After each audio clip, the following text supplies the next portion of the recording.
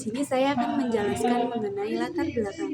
Proses sosial adalah cara-cara berhubungan yang dilihat orang per orang atau kelompok per kelompok yang saling bertemu dan menentukan sistem, atau dua komponen yang saling berhubungan. Bentuk umum dari proses sosial adalah interaksi sosial, karena interaksi sosial merupakan syarat utama terjadinya aktivitas-aktivitas sosial. Interaksi sosial dapat diartikan sebagai suatu hubungan antara dua atau lebih individu manusia, di mana kelakuan yang satu mempengaruhi, mengubah, atau memperbaiki kelakuan individu yang lainnya. Baik, di sini saya akan menjelaskan sedikit mengenai faktor produksi interaksi sosial. Yang pertama ada imitasi. Imitasi merupakan tindakan yang meniru gaya seseorang seperti perilaku, perkataan, sikap, ataupun penampilan. Yang kedua ada sugesti. Sugesti merupakan semua tindakan yang dilakukan dengan mempengaruhi orang lain agar menerima perilaku ataupun pendapatnya. Dan yang ketiga sendiri ada identifikasi. Identifikasi merupakan kecenderungan seseorang untuk menjadikan dirinya sama dengan orang lain, seperti cara belajar dan juga cara berpakaian. Dan yang terakhir ada simpati. Simpati merupakan sesuatu yang terjadi karena adanya ketertarikan seseorang dengan orang lain untuk memahami perasaan dan juga pikiran orang lain. Baik, di sini saya akan menjelaskan apa sih itu tujuan dari hasil observasi yang kami lakukan.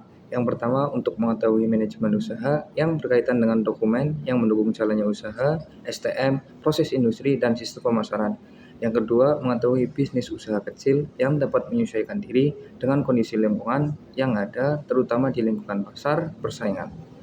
Yang ketiga, yaitu untuk mengetahui bagaimana proses sosial yang terjadi pada UMKM.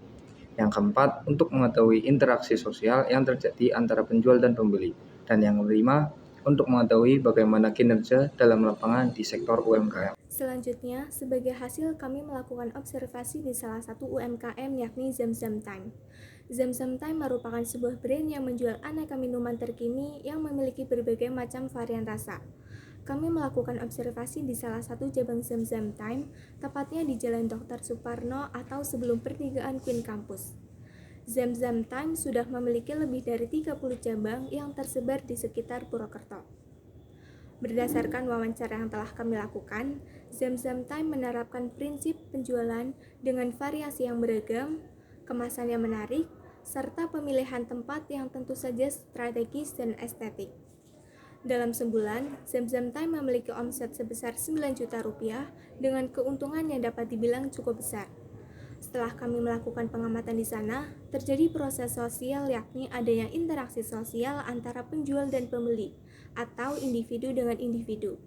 Hal ini terbukti dengan adanya kontak sosial dan komunikasi antara kedua belah pihak yang merupakan syarat terjadinya interaksi sosial. Persentase konsumen dari Zamzam Time ini terdiri dari 50% mahasiswa, 15% anak-anak, dan 35% masyarakat umum. Jadi kesimpulan observasi dari kelompok kami yaitu proses sosial adalah cara-cara berhubungan yang dilihat orang per orangan atau kelompok per kelompok saling bertemu dan menentukan sistem dua komponen yang saling berhubungan.